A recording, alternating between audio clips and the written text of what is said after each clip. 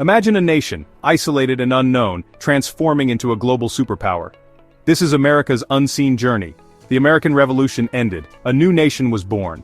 But it was a fragile thing. 13 states, loosely bound, eyed each other with suspicion. Debts from the war were huge, farmers struggled, soldiers went unpaid. The powerful worried about rebellion from below. They wanted a strong central government, not for liberty for all, but to protect their property, their wealth.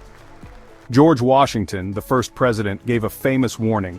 In his farewell address he spoke to the nation. He said to avoid entangling alliances with foreign powers.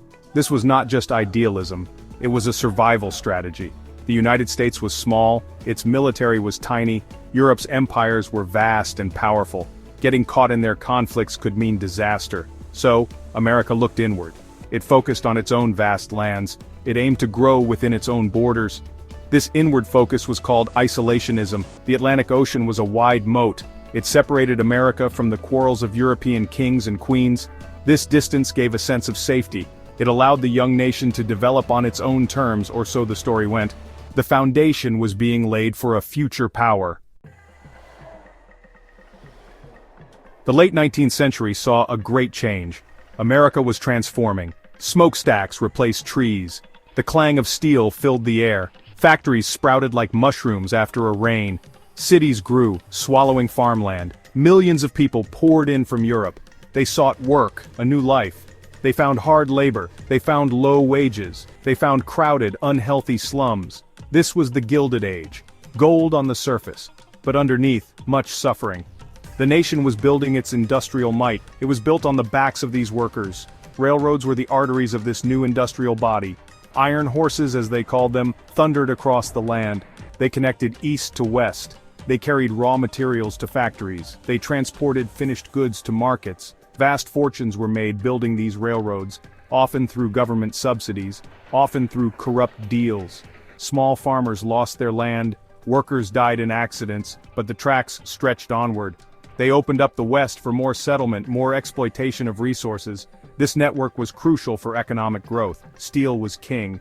Andrew Carnegie built an empire on it. Oil was another new giant. John D. Rockefeller's Standard Oil controlled nearly all of it. These men were called captains of industry, or robber barons depending on who you asked.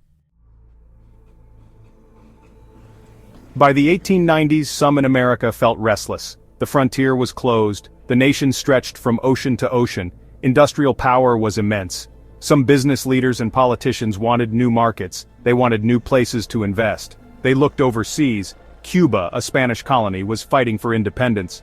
American newspapers, especially those run by William Randolph Hearst and Joseph Pulitzer, sensationalized the conflict.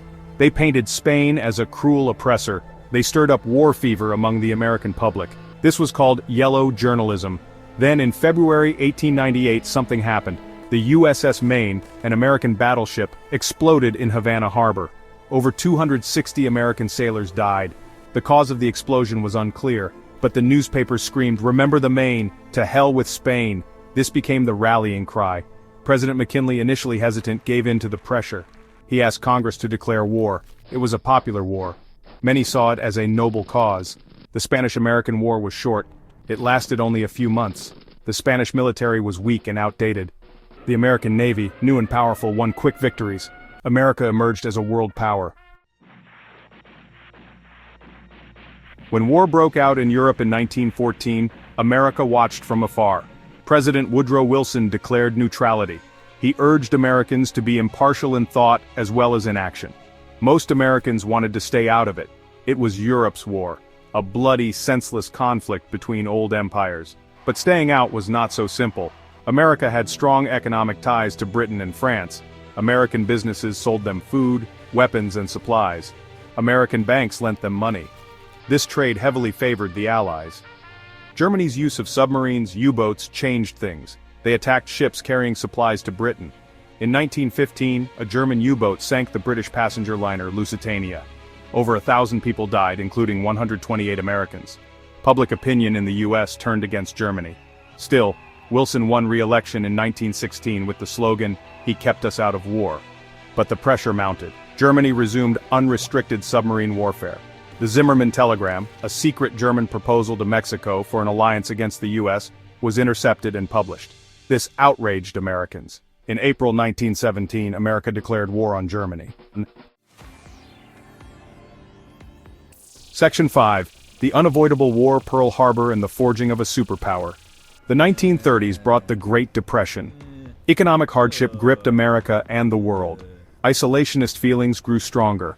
Many believed that involvement in World War I had been a mistake. They were determined not to repeat it. As fascism rose in Europe and militarism grew in Japan, America watched with concern. The turning point came on December 7, 1941. Japan launched a surprise attack on Pearl Harbor. Thousands of Americans were killed or wounded. Battleships were sunk. Aircraft were destroyed. The next day, Roosevelt called it a date which will live in infamy. He asked Congress to declare war on Japan. Germany and Italy, Japan's allies, then declared war on the United States. America was now fully in World War II. The debate over isolationism was over. The nation was united in the face of attack. America's entry into the war was a game changer. The U.S. mobilized its vast industrial capacity. Factories that once made cars now made tanks and planes. This was the arsenal of democracy. Millions of men and women joined the armed forces or went to work in war industries.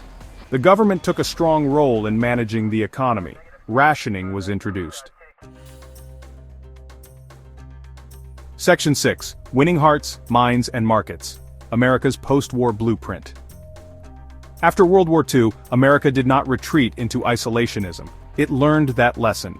Instead, it took the lead in rebuilding the world, or at least, the parts of it that mattered to American interests. The Marshall Plan was a key part of this. America poured billions of dollars into rebuilding war-torn Western Europe. Officially, it was humanitarian aid, but it was also smart economics. It created markets for American goods, it helped prevent economic collapse, and it aimed to stop the spread of communism. A strong Europe was a buffer against the Soviet Union. Military alliances were another tool. NATO, the North Atlantic Treaty Organization, was formed in 1949. It linked the US, Canada, and Western European nations in a mutual defense pact. An attack on one was an attack on all. This was a clear message to the Soviet Union. America was committed to defending its allies. It built military bases around the world. It maintained a large, powerful military. This was a new kind of global presence. Not just economic, but military and political too. The old idea of avoiding foreign entanglements was gone. Section 7. Two Giants, One World, the Cold War and American Ascendancy. The end of World War II did not bring lasting peace. Instead, it led to a new kind of conflict, the Cold War. It pitted the United States and its allies against the Soviet Union and its allies. It was a struggle between two superpowers, two ideologies, capitalism versus communism, two ways of life. For nearly half a century, this conflict shaped global politics. It created a bipolar world, a world divided into two armed camps. Each side feared the other, each side believed the other wanted to dominate the world. The Cold War was cold because the two superpowers never directly fought each other on a large scale, but it was not without violence. There were proxy wars in Korea, in Vietnam, in Afghanistan. In these conflicts, the US and the USSR supported opposing sides. Millions died. There was also an arms race. Both sides built up massive arsenals of nuclear weapons. The threat of nuclear annihilation hung over the world. School children practiced hiding under their desks. Families built bomb shelters. It was a time of fear and tension. America's strategy during the Cold War was containment. The idea was to stop the spread of communism. This meant supporting anti-communist governments even if they were undemocratic. It meant economic aid. It meant military intervention. It meant a constant ideological battle. The US promoted itself as the leader of the free world. Section 8, Destiny or Design, examining the roots of American power. How did America become the world's dominant power? Was it inevitable? Was it a matter of manifest destiny, some divine plan? Or was it the result of specific choices, policies, and actions? Perhaps it was a mix of luck and deliberate design. The country was blessed with vast natural resources. It had two oceans protecting it from major invasions for much of its history. These were lucky advantages. Immigrants brought skills, labor, and ambition. This was also a source of strength. These factors provided a strong foundation. But geography and resources alone do not make a superpower. Human decisions played a crucial role.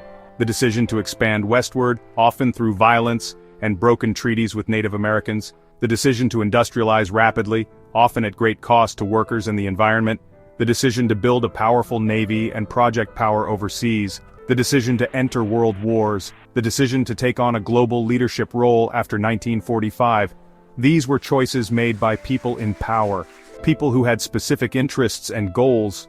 The narrative of American exceptionalism is often told, the idea that America is unique, that it is a beacon of freedom and democracy for the world. This belief has been a powerful motivator. It has justified American actions, both good and bad.